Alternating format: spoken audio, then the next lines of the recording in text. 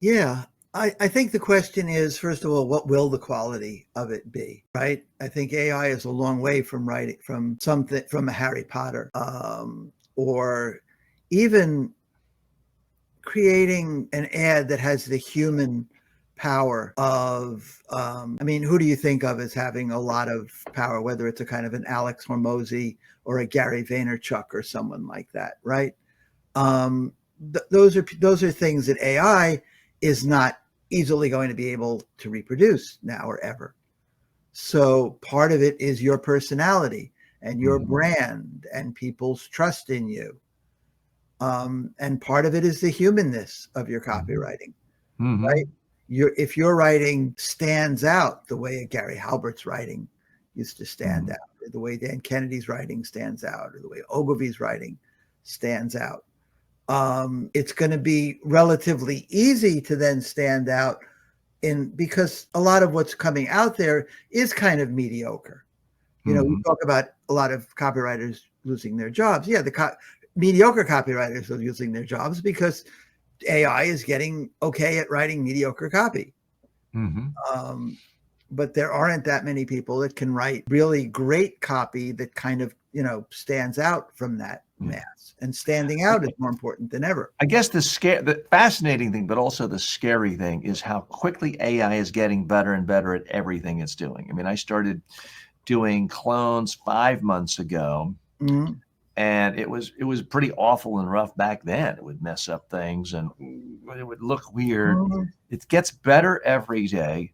2 weeks ago, all of a sudden, you could call my clone and it could speak to you in any language. A week ago, you can do a video call and it can speak in any language. It, Mhm. it seems to be getting better and better every day. And you mentioned Alex Hormozi and Gary Vaynerchuk, two people pretty well known to a lot of this audience. I consume a fair amount of content from both of them.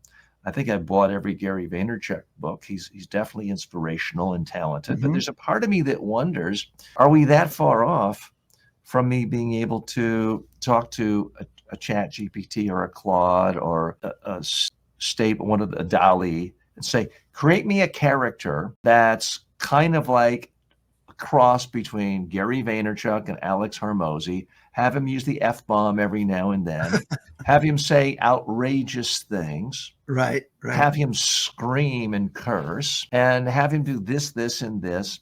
I'm not so sure that we're that far away from an AI being able to create a persona that might generate just as big of an audience. Well, I don't know that the next iteration of that kind of is another Alex Hormozi, who's outrageous and cursed. He's Uh, kind of done that, right? yeah. Um, Maybe it's a more human. Like when I was just listening to you talking, right? It was very sincere and it was very from your heart. And it was very not the sort of thing you see from AI. And Hmm. I think that humanness is what is going to come to be valued, that human, because to some extent, we also want the connection, Hmm. right? It's not just, it's that there is a person behind the Harry Potter novels. There's a person behind, you know, this person that I follow, whether it's Alex Hormozi or Gary Vaynerchuk. And is he going to buy the New York Jets or isn't he? And feeling like you know him and seeing him even uh, at events. So I think that humanness is what's and you're also your experiences that you've mhm.